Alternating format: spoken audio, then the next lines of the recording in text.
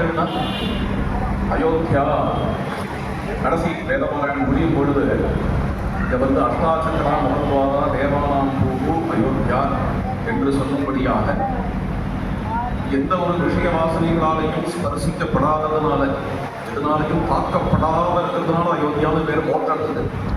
யோத்தும் நாரகா அயோத்தியா.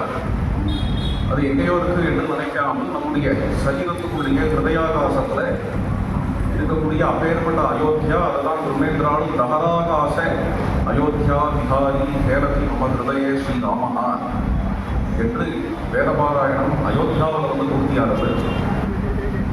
அதுக்கப்புறம் சாந்திக்கான விசேஷமான மந்திரங்கள்.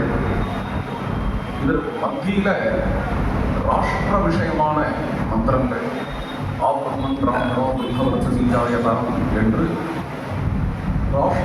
ராஷ்டிர விருத்திக்காக தான் யஜ்யம்